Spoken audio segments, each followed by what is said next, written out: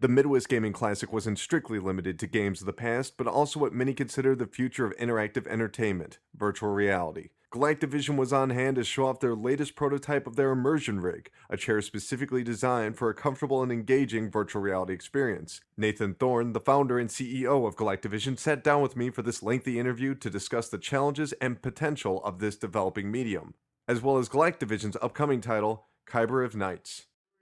Once again, we have Nathan Thorne of Galactavision. How you doing today? Great. Yourself? Galactavision. Why Galactavision? That's such a great name. It's future retro. I love it. Yeah. It's fantastic. We were founded in 2012, and most people were going, "Oh my God, Doomsday!" And we were going, "It's the Galactic New Year. What are you talking about?" It's a very high concept name already. It is, yeah. I thought it was going to sound like Galactica. It shows what I know. Galactavision, yeah. And I mean, it harkens back to Activision and Intellivision and ColecoVision. And we're definitely, as far as the stuff that we're developing ourselves, are going for future retro, nostalgia meets new age kind of, or the new thing kind of vibe. Yeah. Well, I could definitely see that because you're basically working on virtual reality, VR, and that's kind of the new punk rock environment for developers. If you really think about it, where no one knows what they're doing yet. Right? Yeah. It's all in information. Yeah. It's really kind of like being at the early age of film, where nobody knew, like, okay, well, there's this equipment, and look, people like it, but what do we do with it? Well, I'm sure you've heard this argument before. A lot of people have said, "Oh, why don't you take, game A and put it in virtual reality?" Sure. Whereas a lot of people that are developing for virtual reality say, "No, we really want to create our own titles and explore our own experience." Yeah. Are you worried that the market is about to become almost saturated in re-releases? Is that detrimental to virtual reality? I don't think it's detrimental as long as people are paying attention to the experience being a good experience in VR. Because using existing player controllers, using existing environments aren't necessarily comfortable in VR. As developers, we've been thinking about stuff as a 2D window for a long time. And when you actually put yourself literally, not just first person on a screen, but literally first person in an experience, it changes the entire environment. You start picking up on stuff that artists wouldn't see because they weren't looking at it the same way. That's very true. That must be a real pain for you developing for certain systems. You require a lot of processing power. Sure. And you've also got to create an environment, like you said, that's very comfortable for people, which is why we actually have this chair back here. Yeah, I mean, that's the whole idea. It's an immersion rig, a VR immersion rig, which is the stuff of science fiction, really. Yes, we are one step closer to the holodeck, you know? Yeah. Ready Player One talks about immersion rigs left and right, Snow Crash, a lot of the classic science fiction, probably even Neuromancer has some immersion rig talk. That'll be a good reference for the video. So this is not designed from the ground up for the chair. This is actually this was a chair that you found that was mostly beginning of it, yeah. Yeah, but you definitely respects, yeah. You definitely added a lot of stuff to this. Yeah, I mean, we got stuff that was kind of off the shelf, that looked close to what the aesthetic that we wanted and the functionality that we wanted. And after using it a bit, we realized that we needed to change stuff and mod stuff out. Should point out this is a prototype. You're not like, on sale now. This could be yours. Yeah. But it was a prototype. I mean, made to create a better experience for the public in VR, so that you could just sit down, put on a headset, and go. Right. Instead of it being too much plug and play stuff, instead of having to worry about any of the wiring, the cord management, any of that stuff, it's just already there, and you can just sit down and one of the main things too is, like, if you watch a lot of people messing with VR and YouTube videos and stuff. Every day there's a new video. Every day. And people freaking out sometimes and falling over and stuff like that. It's dangerous. Yeah, we want to keep away. We want to really, like, for the public use stuff, we want to keep people planted and make sure that they're comfortable, and also not fumbling with a keyboard to find the controls. So we built the sides to where you can just, like, you can pretty easily find where your control systems are. I did use it. I found it to be generally comfortable. Actually, it was quite good. But you said that this is really first public test of this. This is immersion rig Mark 1.3. And you're looking at this now to become something that you're going to design from the ground up. Yeah. Yeah. I mean, that's next step. Yeah. That's a kind of an intimidating process at that point because you're entering into customized, like hardware.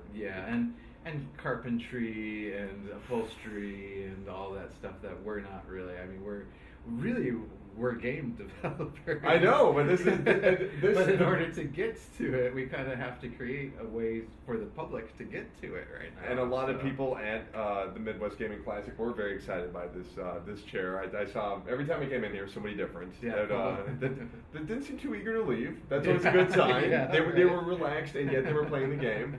But like you said, I had to tap a couple people and be like, yeah, it's.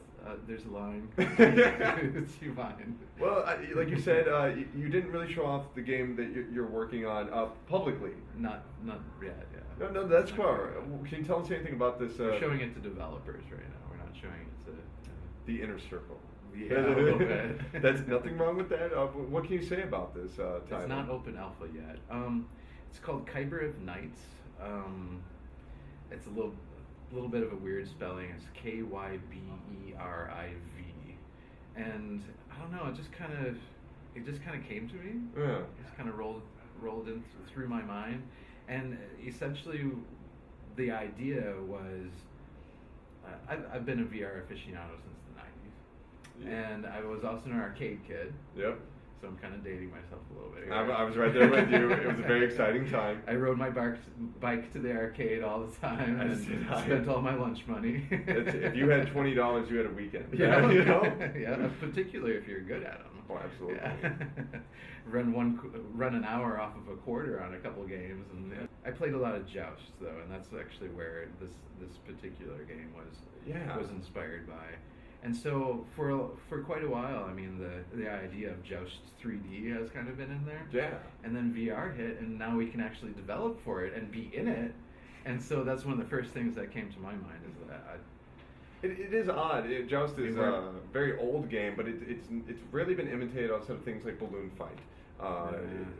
So I mean, there's not much that has ever really touched back on those mechanics. Or there was a rare Joust 2 that hit the arcades, which is in the basement of the Midwest Gaming Classic. It? There was. Oh, I missed it. You missed out on it. Oh, I've never played it actually. It's actually Power Rage 2.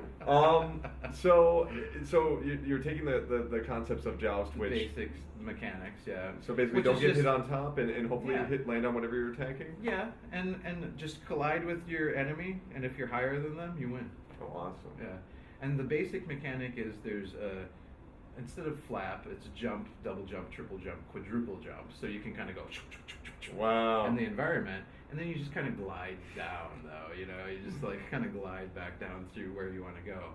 And then the one element that we add that's like totally different is a dive bomb. And really, what the idea was to give you more of a precision kind of like movement in 3D. It just brings you straight down, really, really sudden. So if you see something below you that you want to death from above, you just go and hit it. So I mean, you're making a VR game. So it's a VR game based on Joust mechanics, but because it's all 3D, you're in the environment, and it's something completely its own. There's a lot of verticality in there. I mean, aren't you? And so working with that verticality, we actually spent a whole year, maybe year and a half, working on just the player movement and making sure, and tested with hundreds and hundreds of people, like literally like 500 plus people. Because if you've got a fear of heights and you're flapping around, that's really worried about people being. There's a lot of issues with VR with people being afraid of being a little ill, and the bit that we've tested with that there are situations that, I mean, if you're not comfortable with heights, you're not going to be comfortable with heights in VR. It's that visceral. It really brings you there. So a lot of the stuff that you aren't comfortable with in reality, you're not going to be comfortable with in VR. Right. You might be comfortable with it on a 2D screen and feel all like you're the hero and stuff, running around real fast and jumping off freaking cliffs. And you might have to keep a bag nearby, right? but it doesn't sound like that. It's a completely different experience again, because it's like being there. Yeah. So that tricks the brain that you actually are jumping off of something really high. Yeah. And so we had to test it. Yeah, we had to test it a lot, and we finally just found that sweet spot where you can just jump and jump and jump and jump and dive, and people, like, nobody was ill at all. People were just having fun with it. That sounds like it's an insane amount of work to actually have a diving motion that will not inherently make people and the upset. flying motion too, though. Because of that fear of heights. Even to where you're just like shh, and you get really high and you feel okay with the environment. You feel okay with, and I think part of it was the glide. Like, there's a nice balance there. There are some extreme motions between the notching up in the height and the really fast motion of the dive, but there's the really serene movements of being able to just glide around and enjoy the environment too. So. It definitely sounds unique from a VR perspective. I've never quite heard of anything quite like that, and it's because maybe it's so young, and because it's so young. Right now, you're working on the Oculus Development Kit 2 right now. Yes. There's a lot of VR out there. You've got Morpheus coming out from PlayStation. Right. You've got the Gear VR. And that's an Oculus one. That's Oculus and Samsung. Absolutely. There's you've got so many more companies. Razer. Razer has an OS VR, which is open source VR. That's very promising. It's one of the cheapest ones on the market. If you're someone that's been developing over a year on this project, is that right? Close to 2012 is when we started on KYBERIV. Okay. But it was a school project at that time. But even at that time, we were already thinking about it in VR. We had just started talking about it like 6 months before the Oculus Kickstarter started. Oh. And so when the Oculus Kickstarter, like, we've got wind of it, like, it was already halfway through before we even heard of it. We were like, oh, we've got to figure this out. And we're all broke students. We're like, holy crap, how do we get with it? Was that a moment of, oh, thank God, finally someone else sees this opportunity? Or was it like, oh, crap, we don't have any money? No, it was like totally, oh my God, this is great, because somebody else sees the opportunity and is doing it. Yeah. Because we were afraid that we were going to have to work on hardware, and we're game designers, You still kind of are in some ways. Yeah. In the long term, we ended up realizing that if we want to do it now, we have to work on the hardware solutions. What kind of opportunities do you see with all these new VR headsets? Are you worried that that's going to flood the market with maybe inferior products that might confuse people, or do you just welcome more competition? Yeah, I suppose that is a little bit of a concern. If somebody's first experience with VR is bad one, they might not come back to it. The Virtual Boy we were discussing earlier. You're a big believer that the Virtual Boy killed VR for a decade. Or more like 2 decades. I'm almost positive that is the main reason why no major company invested any more money in VR, because the Virtual Boy. That Wario game's pretty good. What's that? The Wario's game's pretty good. Wario was fun. It's not bad. Tennis was fun. Looks like it hits you in the face with the tennis ball. Tennis definitely had the 3D thing going. That was full stereoscopic 3D. So there is some concern about whether it's a game that doesn't take advantage of VR, whether it's a piece of hardware that doesn't really communicate the promise of virtual reality. If there's even a little bit of input lag that can cause someone terrible motion sickness, it really brings you out of it.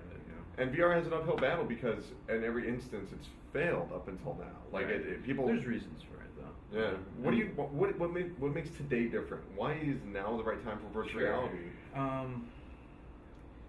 VR has always been a convergence of technologies.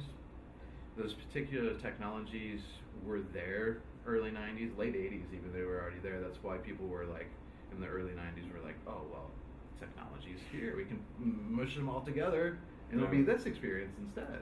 And there was a lot of movies made about the big dreams of VR around that time. And Giant Monic, of course. And and Lawnmower Man. Oh God. There was more, Welcome to his world, yeah. I think there was this really obscure one even called just the Arcade. I might be getting that wrong, where there was an arcade that got a VR machine that ended up like sucking people's souls into it or something. Wow, I'm going to watch that immediately. That sounds incredible.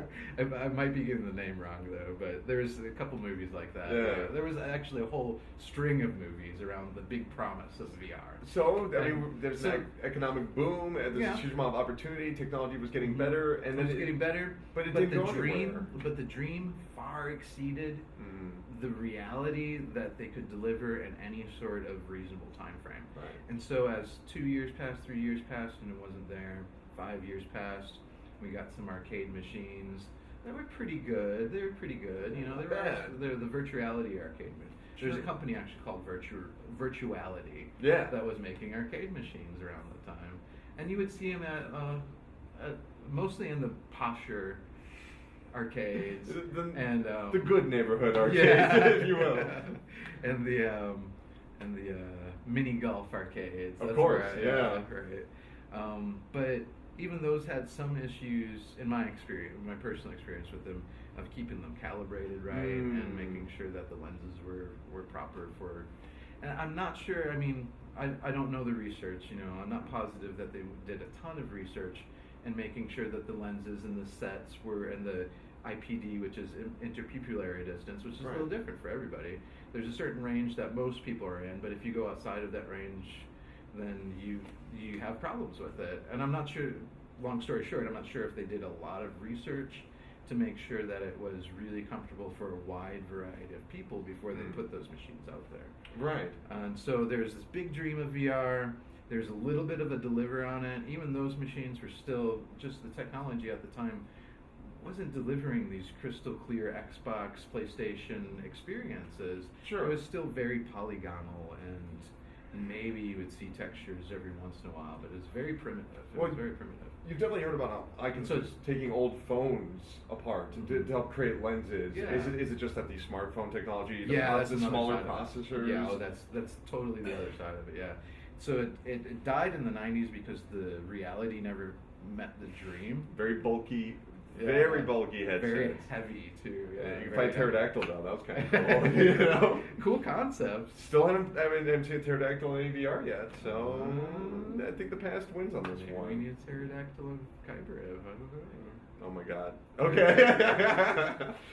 So now we've got the right amount of technology. Yeah, at the right time. So Palmer Luckey, I think what he did actually is he was working with some of the cell phone, literally like a cell phone field of view to go, I believe, is the project that he was working on in school. Right. And so I don't know if it was exactly in school or a side project, but he realized that the cell phones, the modern day smartphones, had all of the technology that's already converged in it, that was basically the same kind of convergence of technology that was going on with VR in the early 90s.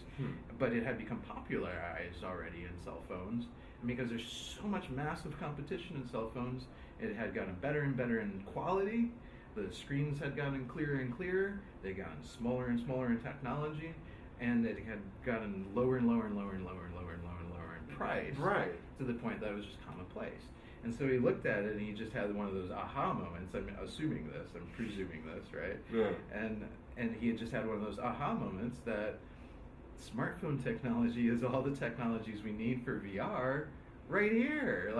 And all these other big companies just had never really put two and two together because they're just not looking at it that way. Creating proprietary hardware, but that's something that's and not unwilling to take a risk on something that was proven to fail. By the Virtual Boy. That's true. Well, but that's the other interesting part about virtual reality is it's definitely being led by a much younger generation. You see this ever so often. Yeah. I mean, that's more of a cultural thing. It's very confusing. Why now? Why is this younger generation just kind of saying, you know what, this whole technology has never worked. Yes, we have the possibility, but they're embracing VR rapidly. It seems like every day we're getting more and more news stories. More and more companies are rumored to be entering into the VR space. We have Microsoft now, which is entering augmented reality.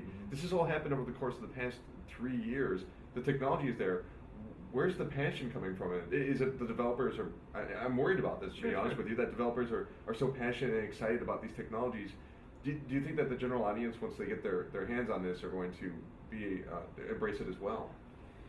I think that is definitely... a concern of everybody that's working on it. Everything that we've seen, yes. Yeah.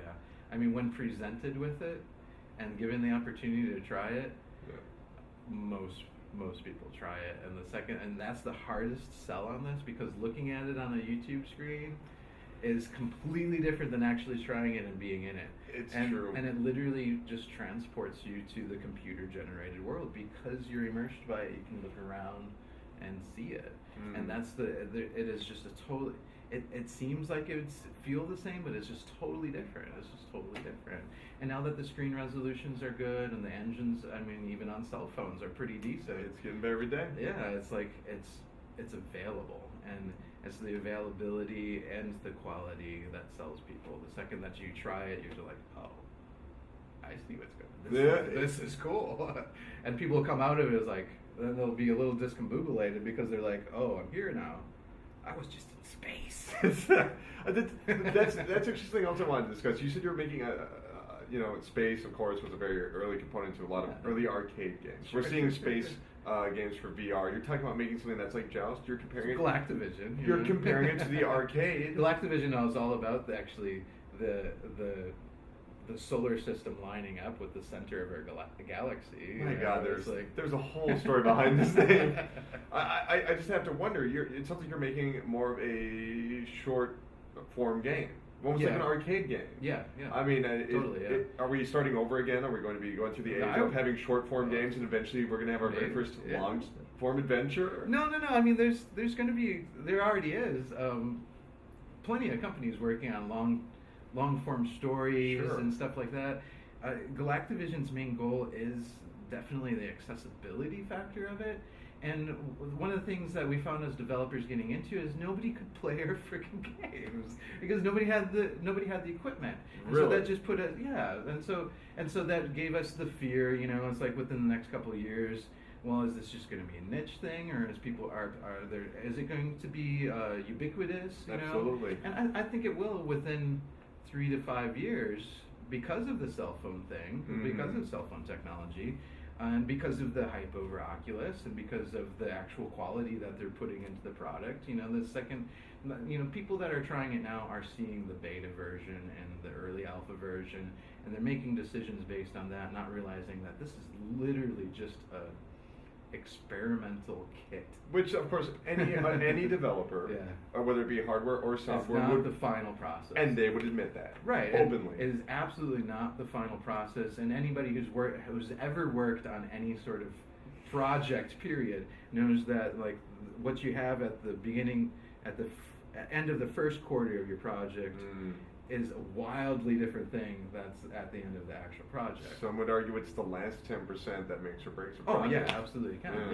The juiciness sometimes. Those little extra touches sometimes. Yeah. Some people are making their decision based on what they've seen now and go, oh, it's kind of kitschy. It's kind of gimmicky. Well, this is just people experimenting with it. Yeah. This is literally just the beginning. There are literally hundreds of demos out there in VR. And I would say most of those people were just experimenting with it, and they added something to it, something to the value of everybody who tries it, but they aren't necessarily going to continue all the way through to the end of it. There's probably 30%, maybe I'm being optimistic or pessimistic there, that will go through and polish and continue and refine all the way through to the end project. And the end project is going to be something really, really comfortable and really, really easy to do. Well, the developer kits are essentially educational tools for developers. I mean, that was the whole idea. Yeah. But I have to ask you, say it's the beginning for virtual reality, but it makes you wonder: is this towards the end of maybe traditional video games in some ways? Yeah, have you ever? I mean, a lot of people have said. I hear it on both sides. I hear people say, "Well, virtual reality is going to be a niche thing, and it'll go away on its own." Other people are saying, "No, this is going to replace the traditional screens that we're accustomed to playing." I mean, the functionality of it definitely has that possibility, because I mean, if you go back and you think about not just virtual reality as far as games goes, but as virtual reality as far as computing goes, well, I mean, everybody's going for these big plasma screens. On VR, as long as you have the software right, you could literally be in your room and have 60 plasma screens around you. Right. And it just costs the amount of the headset. It doesn't cost the amount of each screen. Yes. So if you and there are experiments even like pulling windows into VR, to where you have your Windows systems, but it's more totally Tony Stark. You're like, well, window here, window there, and each window is a 60-inch screen television. Oh my God. And so you're surrounded by your computing environment. That sounds a lot more affordable, honestly. I would be cool for that. Right. And so you could literally fill your entire space in VR with plasma screens, windows. But you never leave VR. You're talking about entertainment though, and I mean, it seems that VR is being geared towards more entertainment. It seems like the number one purpose of VR right now, if you look at Kickstarter or if you look at all these developers, is for games. Other people have discovered the idea of maybe using Google Maps to walk through a neighborhood. Tourism. Have you? Obviously, it's so early, but where are your ambitions right now? Is it focusing more on the experience, such as this chair back here, or are you worried about games, or do you kind of see beyond that and say, no, how can we create an educational tool, or do you want, or games really what you want? I'm a gamer at heart, so that's where, and I think a lot of people who are in this are, and that's why it's starting there, you know. But yeah, there's much more to this, and I think that's where people are seeing past it being a fad and being an actual like everyday use kind of thing, because I am absolutely seeing VR and schoolrooms in order to bring you back to any period in history, in order to bring you into space and show you the scale of space firsthand looking at it. And I mean, there are tons and tons of educational uses. Right after we perfect some of the public presentation of immersion rigs and some of the games, we're definitely the next place that we're going as museums. Wow. I definitely wanted to bring a very easy access VR kind of, you know. There's the elements of immersion rigs having omnidirectional treadmills, so you can actually be standing and upright. And there's always the thing of if your avatar in VR is really moving one-on-one with you, it really pulls you into the experience that much more. It makes you feel present because you can see yourself. And that is a really good big vision of it. And that's something that we would like to experiment with some of the public space. And I actually see that in public space more than I do in people's homes. Right. To where you can just go and pay $5, $10, $20 for a museum ticket or a concert ticket or a theater ticket, and you use somebody else's equipment just to play that or just to experience that particular thing, instead of having to spend $500, several $1,000s on a really impressive rig. You go rent somebody else's for a couple minutes. And I have to bring it up because you just mentioned it there. You were talking about the treadmill and trying to match the one-to-one. This is obviously in a chair. You're not meant to be standing up. Yet the game that you were demoing with was you being in a giant mech suit. Yeah, so you're in a chair, right? Yeah, exactly. Yeah. This is what you're going for. Yeah, and so that's part of it, actually. You know, like we found in a lot of experimentation, and we experimented with kids too, younger kids. And I saw a few that were around here. And you know, family and stuff like that as well. And kids tend to just accept the reality that's given to them, and they want to just take off. Right. They really do. They want to just like, oh, I'm in Zelda now. Let's go. You know. and it's so like, no, that's expensive. Bring it back. Well, in a public space, you don't want them just taking off with something that's tethered. You well, know? then they might be running blindly into something there's horrible. All sorts of problems with it. Yeah. And so, like, our first impression was, you know, like, as to where the prime experience is the omnidirectional treadmill, we're trying to find that sweet spot, I guess, for public space stuff, to where people just feel comfortable with it, and people feel way more comfortable just sitting down on something. Yeah, it's true. Than getting strapped into something that they've never seen before, you know? Yeah. And so this has allowed us to create a much wider audience, because they're like, oh, a chair, yeah, I'll sit in a chair. I will say it is far less intimidating than having to stand in a room. Yeah. You might be a little self-conscious, and then you're getting covered, you know. And some people are self-conscious about putting on a head-mounted display in public, and we tested that early on too, in nightclubs and campuses, and we found that there were a few people who were just like, no, I'll look silly, you know. But most people were like, really? I want to try it. Yeah. You definitely had total lines. public spaces, like nightclubs in the middle of bumping night, you know, like. Well, here like you had lines. Freak Fest in Madison, having lines to like. Everyone wanted to get on this, like people were eagerly eager. waiting. Yeah. They don't care what people think of them when they're. I mean, they're all dressed up crazy as it is, you know. Maybe it was a prime time to test that because it's Halloween, you know. Everybody's already dressed up crazy. That's actually a pretty good point. So these are all things that we've thought about, though, and creating public acceptance of it. It's just, I think I'm not going to quote it verbatim, but there's a Steve Jobs quote that people don't know what they want until they've seen it. And so, you know, Oculus has been testing in public, but they've been testing at conventions. They haven't tested, as far as I know, I haven't seen a lot of public testing outside of geek conventions, really. I mean, So that's not a derogatory term. No. Geek is Geeks. great. Greek Greek is fantastic. We're all for the Greek as well. But you know. But you know what I'm saying, though. Like, are we going to see? They've mainly tested in their own bubble. Right. Are we going to see virtual reality? I guess in retirement homes one day. Sure. Is yeah, that why not? because it's one? Okay. Yeah. Once you get to a that's what retirement I home, think about. we and bowling. there's an immersion rig that's like just completely built. It's plug and play. You don't have to do anything. It just comes and gets installed like a Xerox machine. Mm-hmm. You know, and then all the retirees are like, well, I want to visit. I've always wanted to visit Venice. Yep. You know, I've always wanted to visit Paris. Mm-hmm.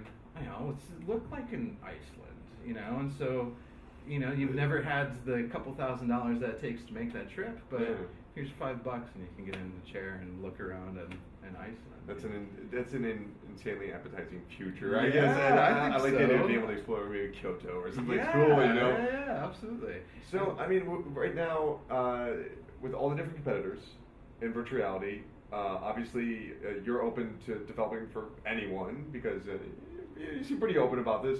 I think it's important for VR developers right now to embrace as much of the spectrum of technology as possible, to where you port and game engines like Unity have definitely helped enable that because they're so portable to many different systems.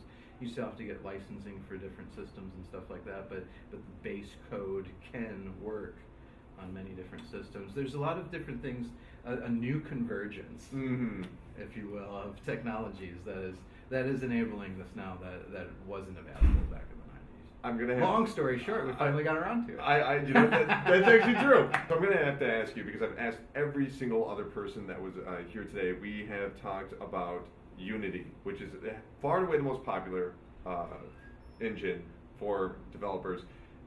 Unreal just went free. Source is going free. There are a lot of engines that are vying for your attention, and from what I've seen, very big companies, no one has any interest in them. Like, no interest. Like, Curiosity, perhaps, but real interest in developing their next project and anything other than Unity seems to be non-existent. Really? Yeah. No, we're totally stoked to develop for Unreal again. We found one. Yeah. We found one. Oh my god, I'm serious. Stoked for it, yeah. They're actually big VR advocates. Interesting. And they're definitely looking for that side of it. They have an engine that Unity is very robust in its features and its accessibility on a lot of them.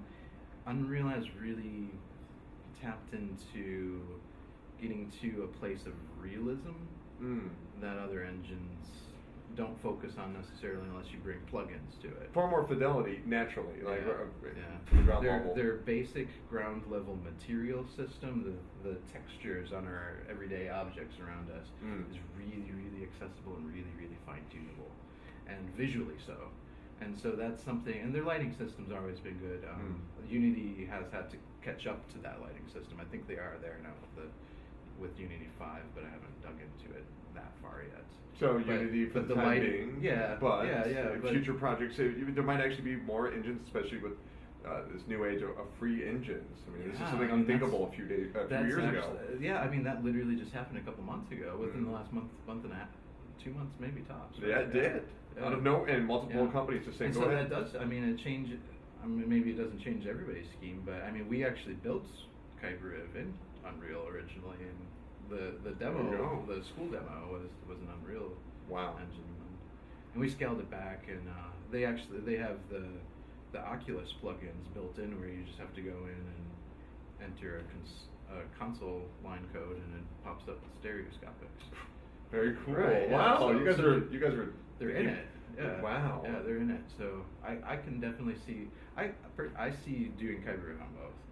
Personally, doing a version on Unity and a different version for Unreal, like more of a console, maybe HTC Valve Vive kind of version on Unreal, because they really pumped that side of it. Right. And doing a Unity version that is a little bit simpler and is like just straight up arcade, like casual play. You know? I guess I have to ask you because you did reference the idea of a console.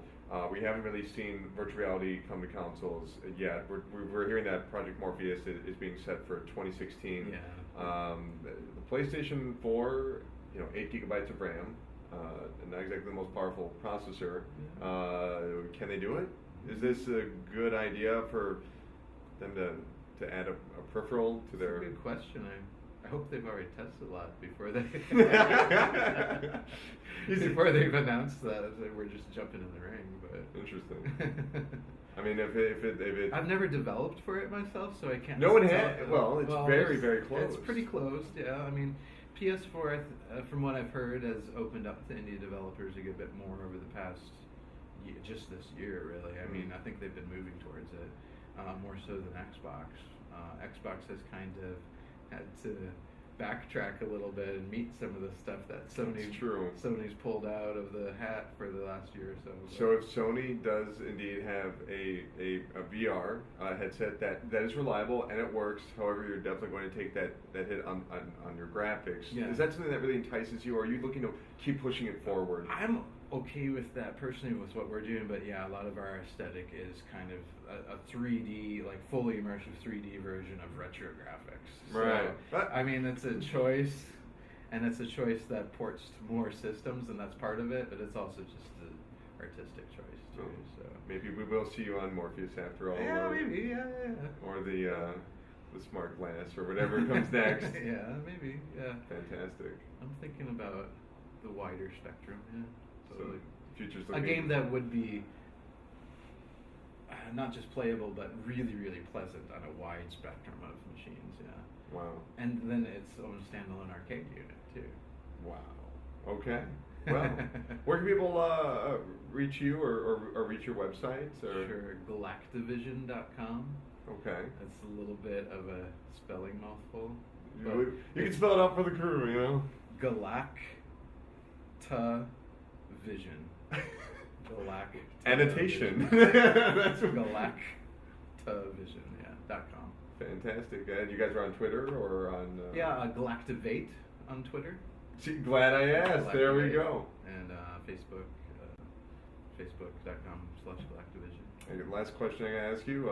We actually do a VR webzine there where it's kind of just like updating you on all of the current VR news kind of stuff. So when can we expect your game? It sounds like you're just starting to show it off to people. Yeah, but we've been working on it for a couple of years already. So we've gone through a couple different iterations. We actually have built it in 2 different engines and tested with hundreds of people in public. And I think, being hopeful, end of summer. End of summer? End of the summer, yeah. That's very, very soon. End of the summer, yeah. This is April, you know that, right? Yes.